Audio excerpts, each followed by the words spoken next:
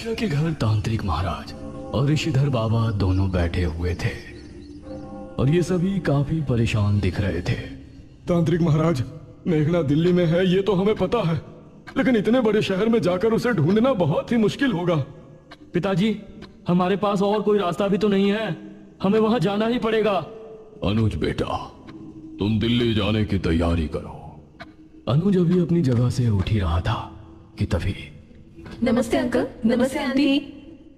वहां पर ईशिता और मेघना पहुंची। अरे मेघना! मेघना बिटिया। मेघना को सामने देखकर अनुज को बहुत खुशी हुई। उसका मन था कि वो मेघना को गले लगा ले, लेकिन उसने अपनी भावनाओं पर काबू किया।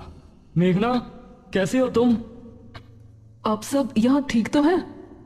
ये लड़की, ये मेघना है। इसी की वजह से हम लोगों को निशिर मोलों से छुटकारा मिला है। मतलब पूर्व जन्म की राजकुमारी मेघालय। जी ऋषिधर बाबा। तांत्रिक महाराज, ये तो आप ही के जैसे हैं। ये मेरे जुड़वा भाई है ऋषिधर बाबा। जनकपुरी की सभी क्रियाकलाप यही संभालते हैं। अंकल, आप सब लोग मुझे यहाँ देखकर हैरान तो जरूर होंगे, लेकिन मुझे बहुत ही भयानक सपने आ रहे हैं और न्यूज में देखा कि जनकपुरी में मौतें हो रही हैं। तो मुझे लगा कि मुझे एक बार यहाँ आकर आपसे बात करनी चाहिए। कहीं मेरे सपनों का इन हादसों से कोई कनेक्शन तो नहीं है? बेटी, जनकपुरी में हो रही मौत का कारण भी तुम्हारे अतीत से जुड़ा है। क्या मतलब अंकल? दमयंती वापस आ गई है मेघना। ये सुनकर ईशिता और मेघना हैरान रह गए। लेकिन वो कैसे वापस आ सकती है? वो तो गुफा में कैद है ना? मेघना, जिस गुफा से हमने महाराज का ताबूत निकाला था, इत्तेफाक से दमयंती का ताबूत भी वहीं रखा हुआ था। तुम्हारे कदम उस गुफा में पड़े तो दमयंती जाग उठी। ये सुनकर मेघना अपने कदम पीछे लेते हुए सोफे पर ऐसे बैठ गई जैसे उसे बहुत बड़ा झटका लगा हो।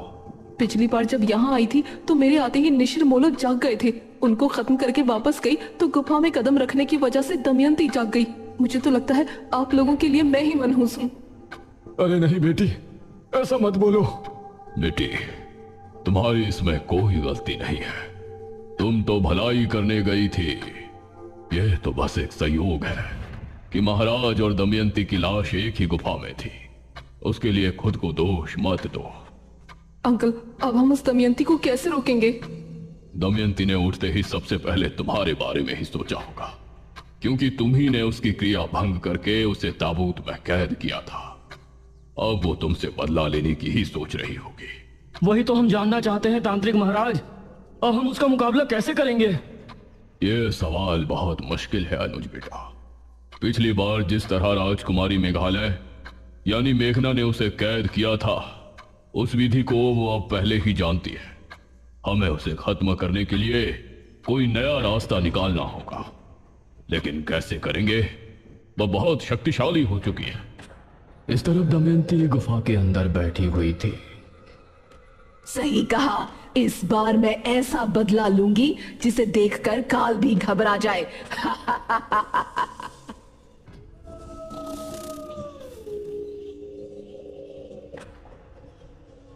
रात के करीब 2 बजे के समय पुराने किले में तांत्रिक महाराज और निशिधर बाबा दोनों ध्यान मग्न बैठे थे। दोनों योग मुद्रा में थे और उनकी आंखें बंद थी। ईशिता, मेघना और अनुज एक तरफ, मुखिया और ठाकुराइन दूसरी तरफ बैठे थे। तभी अनुज धीरे से मेघना से बोला, मेघना, वैसे एक बात कहूं? हाँ कहो। तुम्हारे जाने के बाद तुम्हारी असली मौजूदगी का एहसास हुआ मुझे। इस पर मेघना ने अनुज की तरफ देखा। मतलब तुम्हारे यहाँ से जाने के बाद एक दिन के अंदर ही मैं इतना उब गया था, गांव में मन ही नहीं लग रहा था। कभी कभी तो मैं ये सोचता था कि निशिर मोलो इस गांव से गए ही क्यों, और क्यों तुम्हें यहाँ से जाना पड़ा। ओह अच्छा, वैसे अनुज कि तुमको इतनी ही प्यारी लगती है तो इसे गांव में ही रोक लो ना। इशिता, तुमको दिख नहीं रहा यहाँ क्या सिचुएशन चल रही है? तुम दोनों प्लीज चुप हो जाओ। ऋषिधर बाबा और तांत्रिक महाराज को दमयंती एक सुनसान इलाके में बैठी नजर आई। उन्होंने देखा कि दमयंती के पास एक सांप, एक चमगादड़ और एक बिच्छू आकर बैठ गया है। दमयंती ने उन तीनों की तरफ एक बार देखा और फिर जोर जोर से हंसने लगी। तभी तांत्रिक महाराज और ऋषिधर बाबा दोनों ने आंखें खोली। तांत्रिक महाराज, क्या देखा आपने? कुछ पता चला? हमने देखा कि दमयंती के पास बिच्छू, चमगादड़ और सांप बैठा हुआ है। यह सुनकर सभी ने एक दूसरे की तरफ देखा। इसका क्या मतलब है? इसका मतलब है कि इन तीनों जहरीले जीव जंतु के साथ वो अपनी किसी भयानक क्रिया को अंजाम देने वाली है। इस तरफ दमयंती धीमे कदमों के साथ राजमहल की तरफ बढ़ रही थी। उसने राजमहल के मुख्य द्वार को खोला और मुस्कुराते हुए अंदर चली गई। उसने देखा वो सिंहासन जिस पर वो कभी बैठा करती थी वो ठीक उसके सामने है। आखिर हम हमारे राजमहल में वापस आ ही गए।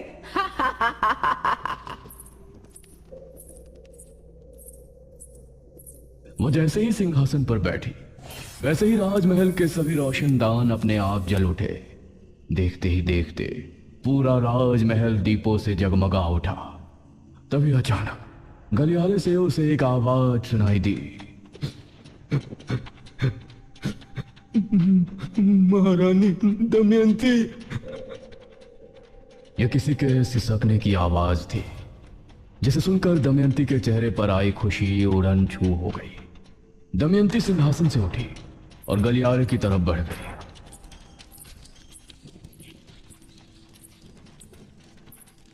जैसे जैसे वो आगे बढ़ रही थी वैसे वैसे ही वो आवाज भी करीब आती जा रही थी। महारानी दमयंती।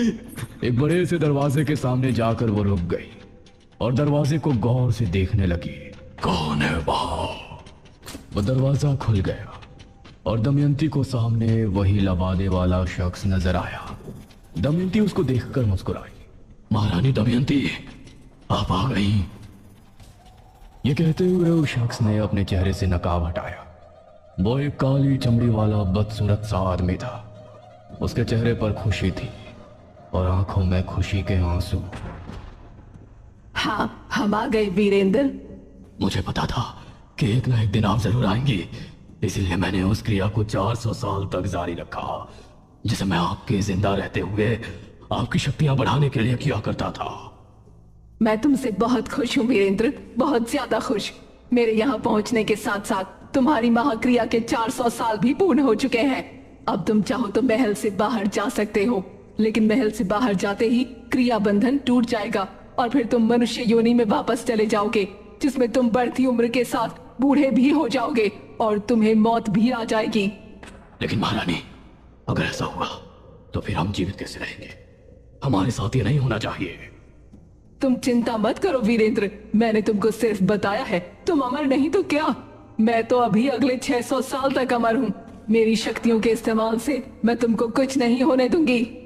धन्यवाद महारानी। अब मैं आपके लिए बाहरी कार्य भी करना चाहूंगा। आपके दुश्मनों से बदला लेने के लिए आपकी मदद करना चाहता हूँ। बहुत अच्छे वीरेंद्र, हमें भी तुम्हारी जरूरत पड़ेगी।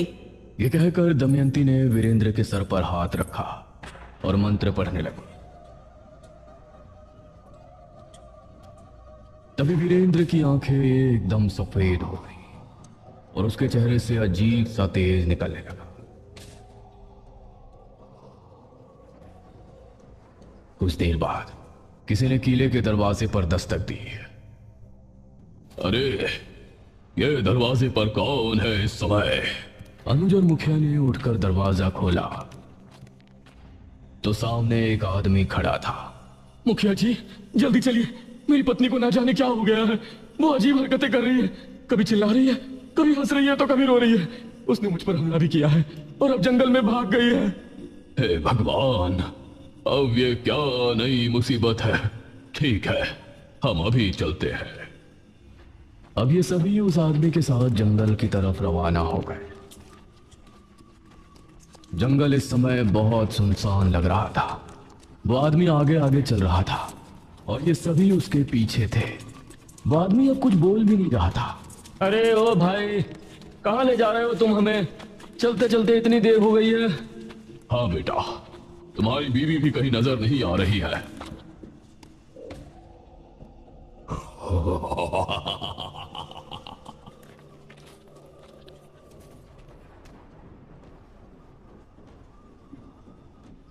ये देखकर सभी हैरान रह गए। अरे छोड़ इन्हें। ये तांत्रिक महाराज को उससे छुड़ाने की कोशिश करने लगे, लेकिन उसकी पकड़ बहुत मजबूत थी। तांत्रिक, तूने बहुत साथ दिया है ना इस राजकुमारी मेघालय का। तूने इसके साथ मिलकर बेरमपुर के लोगों को अंधेरे से तो निकाल लिया, लेकिन अब मैं तुझे ऐसी दुनिया में भेज दूंगा जहां अंधेरे के अलावा कुछ नहीं होगा। अभी तो मैं जा रहा हूं, क्योंकि महारानी दमयंती क्या करने वाली है उसे देखने के लिए तुझे जिंदा रहना है। फिर मैं आऊंगा सिर्फ कुछ दिनों बाद, और फिर तुझे ले जाऊंगा मौत के अंधेरे में। ये कहकर वो तांत्रिक महाराज को छोड़ वहां से बिजली की रफ्तार से निकल गया। ये सब तांत्रिक महाराज के पास पहुंचे। तांत्रिक महाराज, आप ठीक हैं? हाँ, हम ठीक है। ये कौन था महाराज? इस पर मेघना ने अनुज से कहा। अनुज और ऋषिता, तुम दोनों को याद है जब हम पहली बार राजमहल गए थे तो एक लबादे वाला शख्स हमारे पीछे आया था? हाँ याद है, वो हमारे पीछे भी आया था। हाँ याद है, वो हमारे पीछे भी आया था। हाँ, बेरमपुर पुराण में भी हमने पढ़ा था कि दमयंती के मरने के बाद भी वो पुजारी राजमहल के ही एक कमरे में कैद हो गया था, जिसको दमयंती ने अपनी शक्तियां बढ़ाने के लिए राजमहल के एक कमरे में बंधित किया था। इसका मतलब अब दमयंती ने इसे आजाद कर दिया है। तांत्रिक महाराज, वो आपको अपने साथ ले जाने की चेतावनी देकर गया है। हमारी परवाह छोड़ो, वो क्या कर रहा था उस पर ध्यान दो। दमयंती कुछ बहुत ही भयानक करने वाली है। तभी चारों तरफ से चमगादड़ और कौवों की भयानक आवाजें गूंजने लगी। उन्होंने देखा कि आसमान में लाखों कौवे और चमगादड़ एक साथ उड़ रहे हैं। जमीन पर कई सांप एक साथ निकल कर रेंग रहे हैं। हवा का रुख भी बहुत तेज हो गया था। धुंध बहुत ज्यादा बढ़ गई थी, मानो कोई तूफान आ गया हो। ये सब क्या हो रहा है तांत्रिक महाराज? सभी वापस गांव की ओर चलो, अभी यहाँ रुकना उचित नहीं है। ये सभी अब वापस किले की तरफ निकल गए। मेघना बहुत ही गहरी सोच में डूबती जा रही थी। उसे किसी बड़ी अनहोनी का एहसास हो रहा था। तांत्रिक महाराज और ऋषिधर बाबा किले में ही ठहर गए और ये सभी मुखिया के घर आ गए।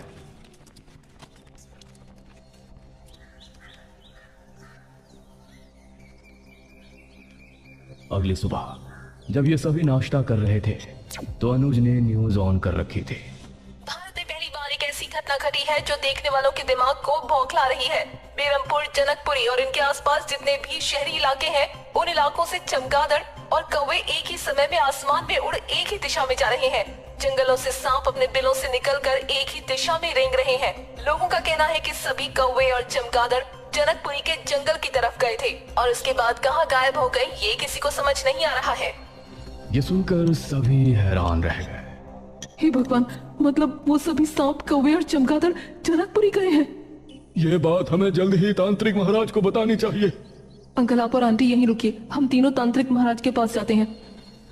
अनुज, शिता और मेघना उसी समय किले पर पहुंचे।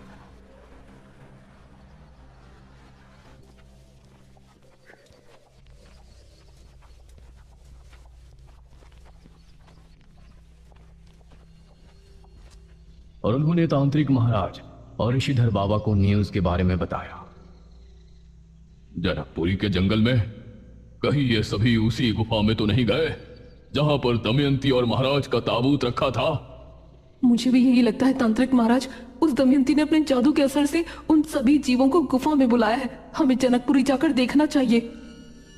हाँ पुत्री, तुम सही कहती हो। हम सभी अभी जनकपुरी के लिए निकलते हैं। अब ये पांचों एक साथ जनकपुरी की तरफ निकल गए।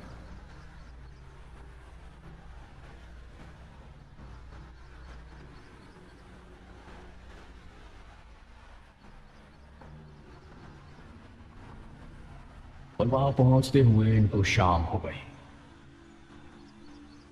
वहां पहुंचने पर इन्होंने जनकपुरी के लोगों को चौक पर जमा किया। ऋषिधर बाबा, अच्छा हुआ आप आ गए। क्या हुआ आप लोगों को? आप यहाँ जमा क्यों हैं? ऋषिधर बाबा, कल रात हमने करोड़ों चमगादड़ और कौओं को उसी गुफा की तरफ जाते हुए देखा है जहां से तांत्रिक महाराज विश्वजीत का ताबूत लेकर गए थे। हम उस गुफा में जाने के लिए ही यहाँ आए। आप लोग यहीं रुककर हमारे वापस आने तक का इंतजार करें। गांव के लोगों से बात करके ये पांचों गुफा की तरफ रवाना हो गए। महारानी, वो सभी गुफा की तरफ ही आ रहे हैं, आपको मारने के इरादे से। मुझे मारने के इरादे से? कुछ देर चलने के बाद ये सभी गुफा पर पहुंचे।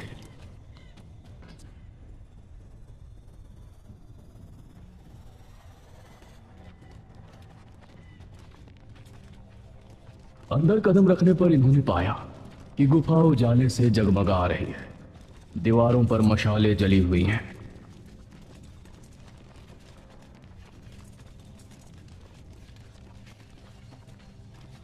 इन्होंने देखा कि दमयंती जमीन पर अग्निकुंड के सामने बैठी है और उसके चारों तरफ कौवे, चमगादड़ और सांप और बिच्छू जमा है। दमयंती ने इनको देखा तो ऊंचे स्वर में बोली, आओ राजकुमारी मेघालय, मुझे मारने आई हो ना? आगे बढ़ो। कोई आगे मत बढ़ना, ये बहुत जहरीले सांप और बिच्छू है। डरो नहीं राजकुमारी मेघालय, तुमको मैं इतनी आसान मृत्यु नहीं देने वाली। अभी तो तुमको बहुत बड़ा इम्तिहान देना है।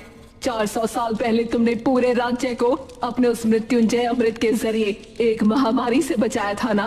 अब देखना, अब पूरा भारतवर्ष महामारी में डूब जाएगा। बचाया जाए तो बचा लेना। इतना कहकर दमयंती ने मंत्र पढ़ना शुरू किया और सभी बिच्छू और सांप इन पांचों की तरफ दौड़े। अरे सभी जल्दी से बाहर निकलो, जल्दी। ये सभी तेजी के साथ गुफा से बाहर भाग निकले और इनको बाहर निकलता देखकर वो सभी सांप और बिच्छू वापस से गुफा के अंदर चले गए। ये अंदर क्या कर रही है? कुछ भी समझ में नहीं आ रहा है। तभी इन सभी ने एक बहुत ही अजीब दृश्य देखा। गुफा के मुंह से एक बेहद काला धुआं निकलने लगा। ये क्या है? वो धुआं निकलकर आकाश में फैलने लगा और हवा में घुलने लगा, मानो चारों तरफ अंधेरा छा गया हो। धुएं में एक बेहद खतरनाक झल थी। इन सभी को खांसी होने लगी और सांस लेने में परेशानी होने लगी। एक एक करके सभी बेहोश होने लगे। अनुज! मेघना अनुज की तरफ भागी और अनुज भी उसी की तरफ आ रहा था, लेकिन ये एक दूसरे से मिलते इससे पहले ही दोनों की सांसें उखड़ी और ये दोनों भी बेहोश हो गए।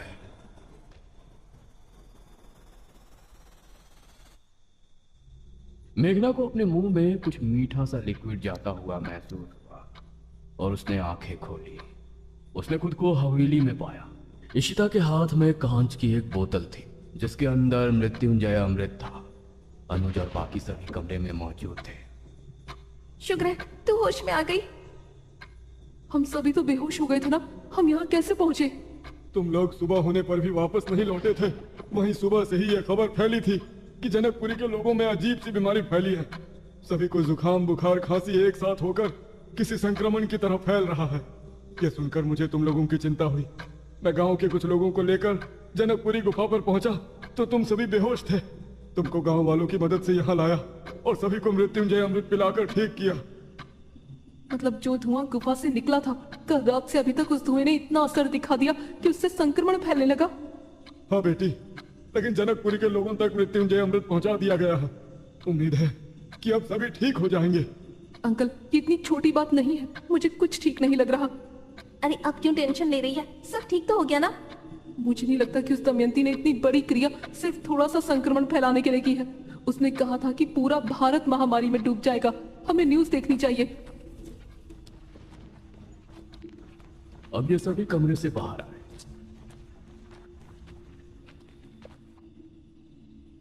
और फिर अनुज ने टीवी ऑन किया।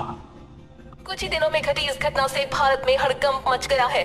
लोग कह रहे हैं कि सन 2020 एक बहुत ही बड़ा मनहूस साल है, क्योंकि इस साल एक बहुत ही बुरी बीमारी सामने आई है। खांसी जुकाम के मामले इतने बढ़ते जा रहे हैं जिनकी कोई गिनती नहीं है। डॉक्टर्स का कहना है कि पहली बार खांसी, जुकाम और बुखार जैसी बीमारी किसी के करीब जाने से फैल रही है और इसका कारण पता लगाना नामुमकिन रहा है।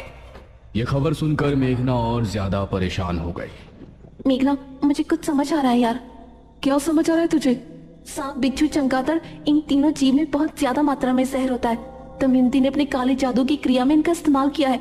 इसीलिए जो धुआं गुफा से बाहर निकला था उसमें इन तीनों के जहर का असर होने की वजह से ये एक वायरस बनकर फैल गया है, जिसकी वजह से लोग बीमार हो रहे हैं। हे भगवान, अगर ये ज्यादा फैल गया तो पूरे इंडिया के लोगों को कहाँ तक मृत्युंजय अमृत पिलाएंगे। अब मुझे समझ आ रहा है कि उसने मुझे वो चुनौती क्यों दी थी। अब क्या होगा तांत्रिक महाराज?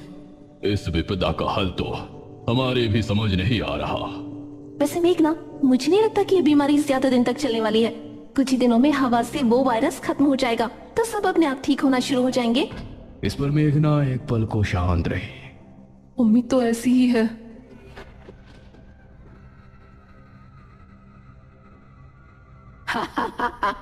ये बेवकूफ समझ रहे हैं कि वो संक्रमण ऐसे ही खत्म हो जाएगा, लेकिन ये तो एक शुरुआत है मेघालय, सिर्फ शुरुआत। मेघना इसी आशा में थी कि वायरस खत्म हो जाएगा और लोग बीमार पड़ना बंद हो जाएंगे, लेकिन दिन पर दिन लोगों की तबीयत बिगड़ती जा रही थी। जनवरी से फरवरी का महीना ऐसे ही निकल गया था और अब मार्च का महीना भी आधा निकल गया था। रात के समय ये सभी मुखिया के घर पर इकट्ठे थे। उम्मीद है आज कुछ अच्छी खबर सुनने को मिले। अनुज ने टीवी ऑन किया और सभी न्यूज देखने लगे। देश में पिछले 2 महीनों से संक्रमण के मामले लगातार बढ़ रहे हैं और अब कई लोगों की भी मौत हो चुकी है। इस वायरस को कोरोना वायरस नाम दिया जा रहा है और इसके लगातार बढ़ते मामलों को देखते हुए भारत सरकार ने एक बड़ा फैसला लिया है। भारत सरकार का कहना है कि इस समय कोरोना वायरस को बढ़ने से रोकने के लिए लॉकडाउन लगाना बहुत जरूरी है। माननीय प्रधानमंत्री जी ने घोषणा की है कि 25 मार्च 2020 से लेकर 14 अप्रैल 2020 तक पूरे भारत में संपूर्ण लॉकडाउन रहेगा। सभी देशवासी अपने घर में सुरक्षित रहें। ये खबर सुनकर मेघना का हाल ऐसा था मानो काटो तो खून नहीं, और बाकी सभी लोग भी परेशान हो उठे थे। हे भगवान, ये तो बढ़ता ही जा रहा है। अब इसको हम कैसे रोकेंगे? तभी दरवाजे पर जोरों से दस्तक होने लगी। कौन है? कोई जोरों से दरवाजे को पीट रहा था। मैं देखता हूँ, तुम लोग पीछे ही रहना। तांत्रिक महाराज ने उठकर दरवाजा खोला तो सामने वीरेंद्र खड़ा था। उसकी आंखें पूरी तरह से सफेद थी। ठकुराइन उसे देखकर खौफ से चीख पड़ी।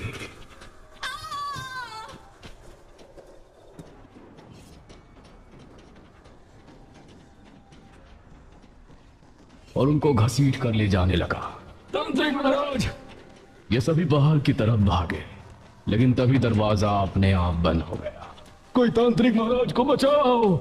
ये सभी खिड़की से उन्हें देख रहे थे। वीरेंद्र तांत्रिक महाराज को घसीटते हुए जंगल की तरफ ले जा रहा था। देख ले राजकुमारी मेघालय, कैसे तेरे तांत्रिक महाराज को मैं तेरे सामने काली दुनिया में ले जाता हूँ। दमयंती भी उस समय गुफा में आंखें बंद किए बैठी थी और ये सारा दृश्य देख रही थी। ये सभी बेबस थे। इन सभी की आंखों से आंसू निकल रहे थे। लेकिन